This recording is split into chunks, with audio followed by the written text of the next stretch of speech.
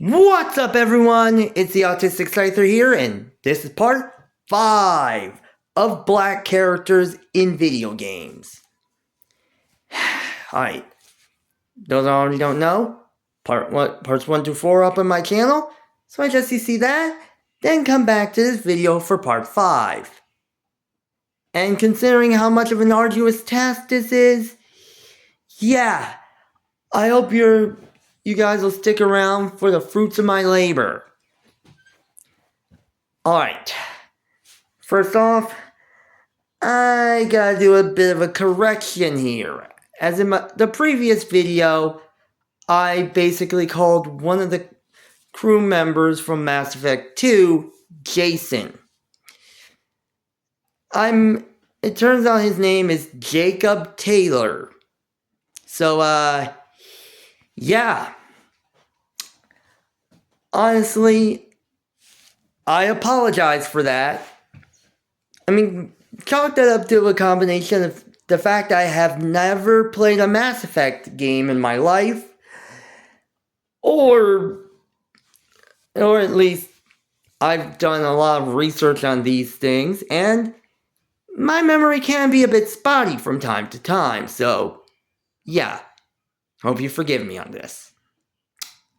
That being said, let's move on to the next of the role-playing games. And honestly, for anyone who knows about role-playing games, we gotta talk about the elephant in the room. Baldur's Gate 3. Arguably one of the most well-known and best-selling games of 2023. Which, the fact that I didn't... granted, it's another game that I didn't play, but honestly, the fact that I want to either get it for the Switch or the Switch 2, honestly, it proves that even I have it on my radar. That being said, the characters in the game are all basically not only interesting, but they are some of the best characters that we've seen in RPGs to date. And, well, again, you would think I would talk about Astarion and how good-looking the guy is. I mean, that being said,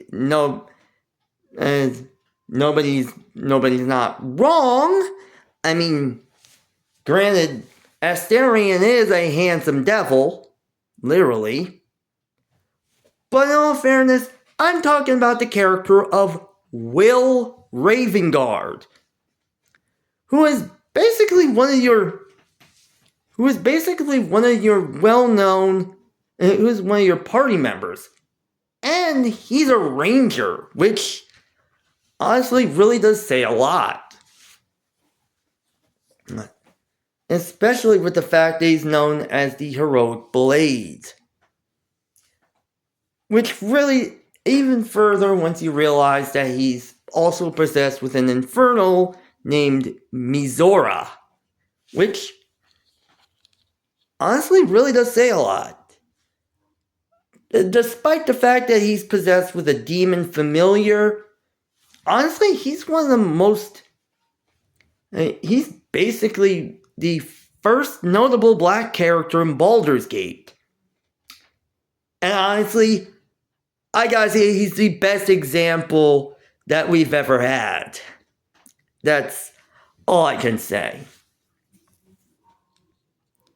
Speaking of rangers, honestly, let's talk about another game with rangers, Octopath Traveler. Oh boy! If Fire Emblem and Final Fantasy were immaculate and amazing RPGs, oh man, Octopath Traveler is it's chef's kiss. It is a chef's kiss. And take it from me, and I've played through a good amount of Octopath Traveler 1, only stymied on Rufus, the boss of the second chapter of Primrose's story.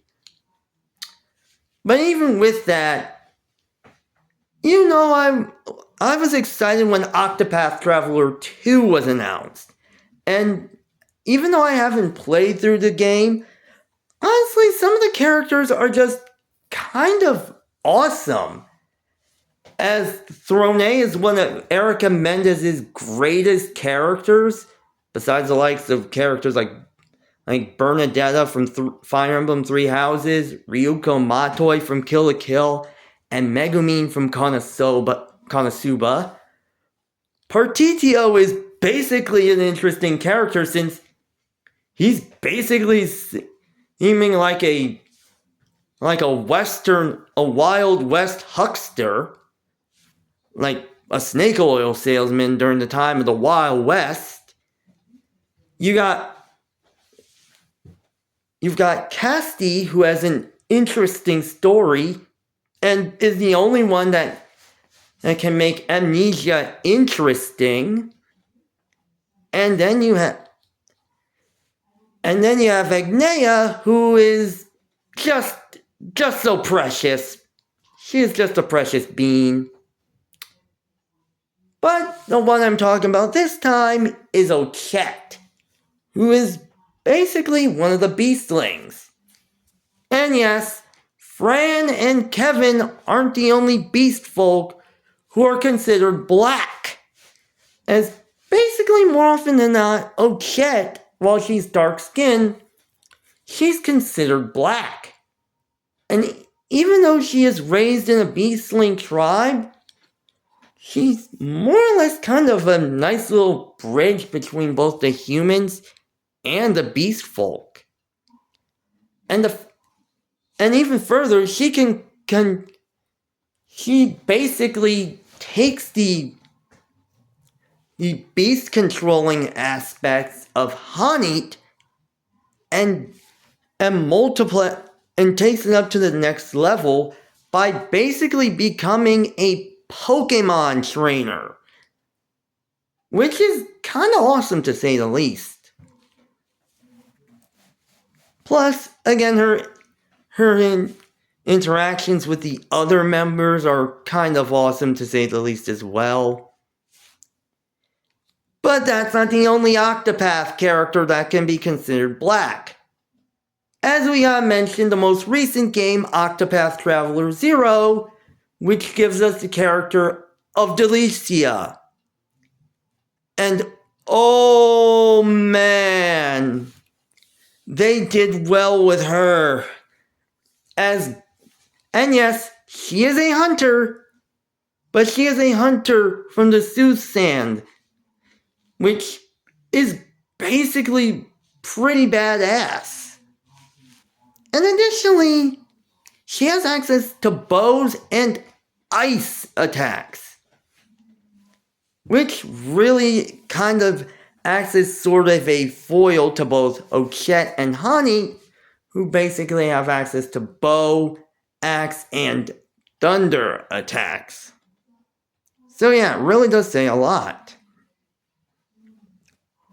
Which also really says a lot once you realize Hanit also makes a return in Octopath Traveler 0, so that's kind of a moot point. But the fact that Octopath has a black character, yeah, we are eating good, folks. That being said, it didn't take until the only other franchise that didn't take until the most recent entry to give us a black character has gotta be Xenoblade. Specifically, Xenoblade Chronicles 3. And yeah, avoiding any efforts of spoiler alert, although I gotta say, Rex, you absolute Giga Chad. Honestly, all 6 of the playable characters from Xenoblade Chronicles 3 are all interesting in their appearance, not only their appearances, but their role in the story, even adding to it. And surprisingly enough, one of them is a black guy in the form of Tyon. And honestly, if I had to say it, not only is Tyon a representative for the African American race in RPGs, but he is a representation of the Blurs, as basically he is your standard strategist. Think Soren, but much more snarky. Think Soren from the Tellius duology, but much snarkier. Which really does say a lot once you realize he's more or less paired with Uni, who is basically kind of a fusion of Melia and Nia. And it really does say a lot. And now I gotta play Xenoblade Chronicles 3 to see it for myself. I mean, words cannot do me justice.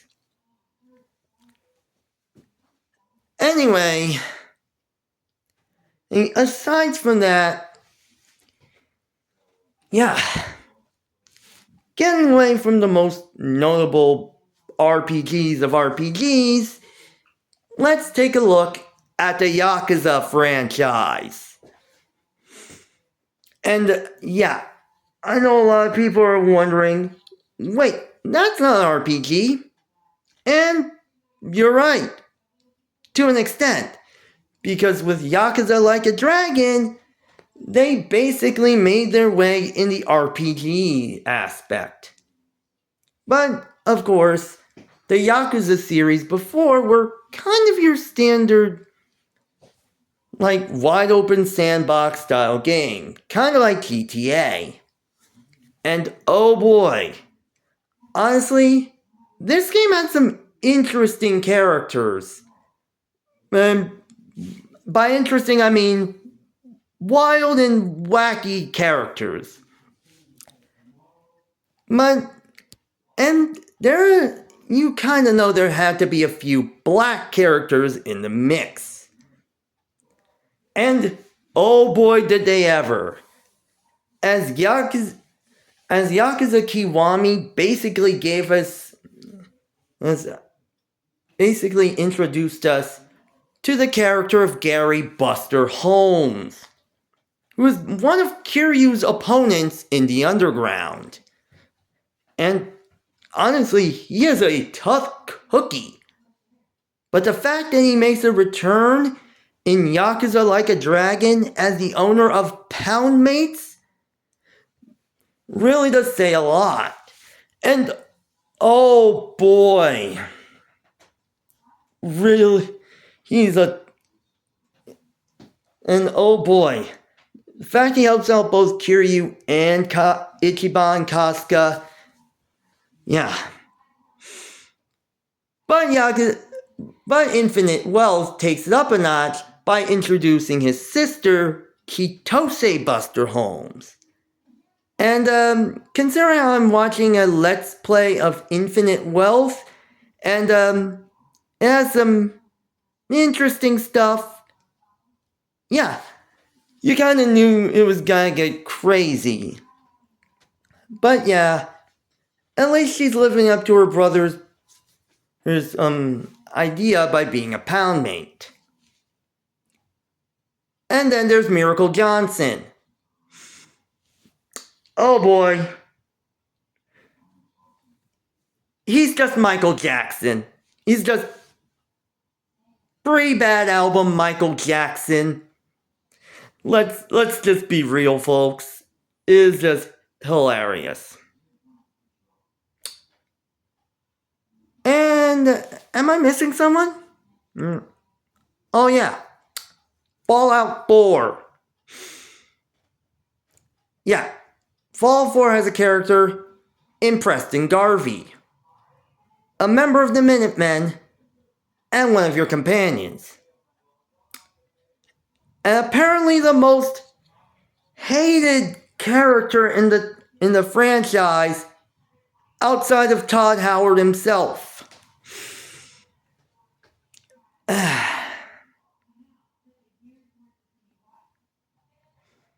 Just, yeah, had to say it. This will be continued in part 6.